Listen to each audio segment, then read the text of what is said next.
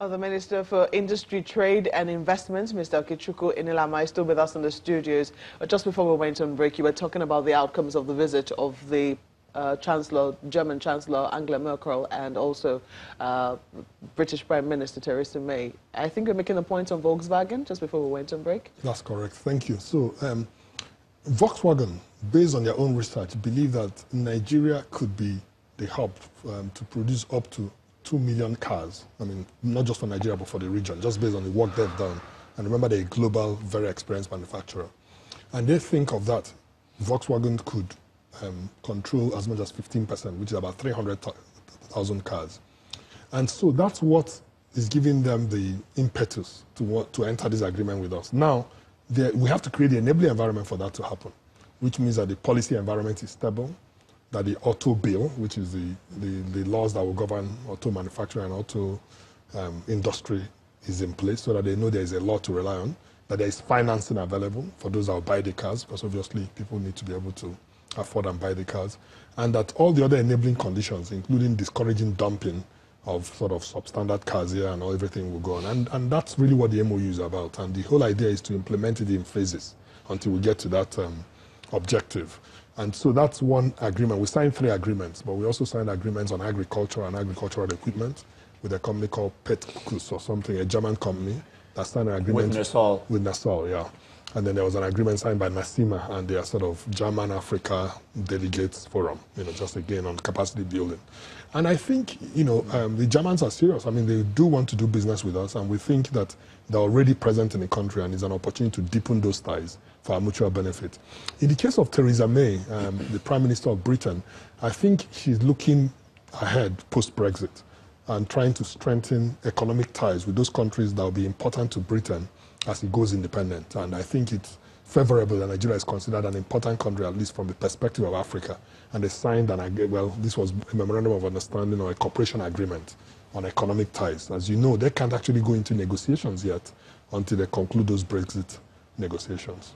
Well, you're aware that some controversy came up over this GEM project. The House of Reps raised some concern. They've asked I think, your ministry to hold on and not to renew contracts. But some people say, they accuse the ministry of diverting funds into SMEs. What precisely is the position? You say it's undergoing some restructuring. What is this restructuring about?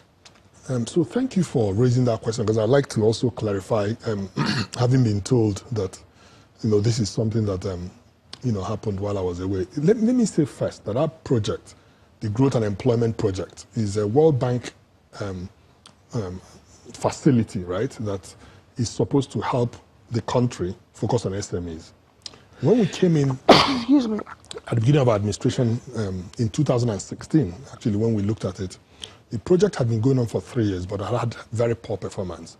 And the World Bank was therefore concerned. And the reason it had poor performance was the capacity for the implementation was not there. It was handled as part of the civil service structure, but there was no, the level of dedication and expertise and competence required wasn't there. So the World Bank advised that we recruit specifically, for a team to lead it. And they were part of that process. And, for the top job, 8 people applied. The person who was supposed to be the lead candidate didn't take the job because he wanted to be paid more than they were offering, and also he wanted to be paid in foreign currency, and they, as a matter of policy, pay you in the currency of the country. So all that led to him not accepting. The person who came second, a gentleman, Mr. Go, came back, accepted the job. Also very qualified, trained in the US, had been working in Nigeria and other countries for many years. I happened to have worked with him for about a year and a half in 2013. My understanding is that the honorable member said that because our paths crossed in 2013, that it means that he's there representing me, which obviously is not a sufficient basis, to reach such a conclusion, particularly when you're dealing with a process that involved the World Bank that was very transparent and that involved a lot of people. But in any event, to come back to your question, where the project is today is Please go ahead. The project is today is that implementation has been ramped up quite considerably since that 2016.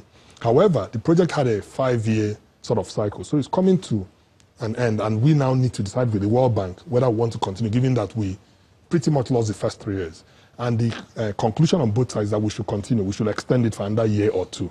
So that's the process we're going through. Let me say that in that process, before we got to that process, World Bank also looked at, with us, the impact of the project and how to improve it.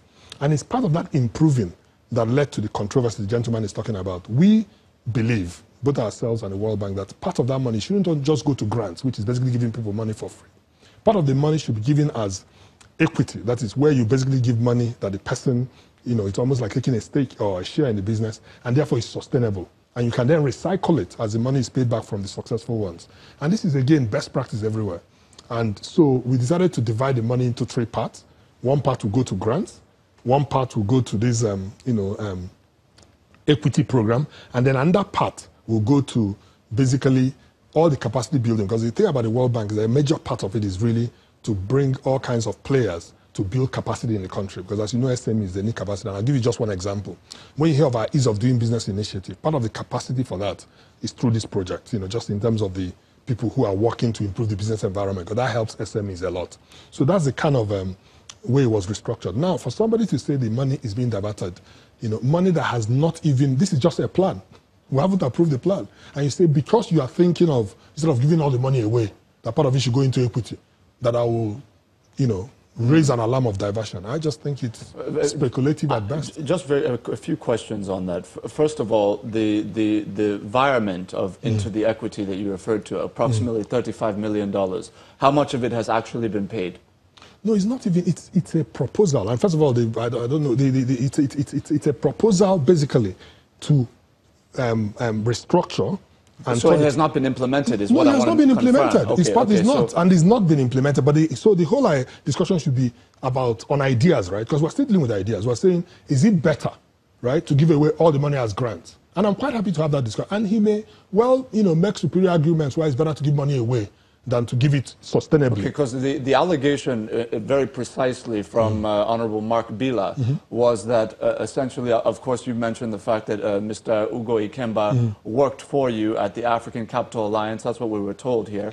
And that he was now brought on as a consultant. They say that him coming on was even a violation of the project governance framework, and he was paid 4.7 million naira a month. And they said that he has, after assuming that position, essentially initiated a virement of $35 million into this equity project that you've referred to, and that as part of the kind of the framework of the equity project proposal, that they would now invest between $200,000 and $2 million, depending on the scenario, to about 25 SMEs, as opposed to the 4,000 SMEs that were initially projected to benefit from the GEMS project.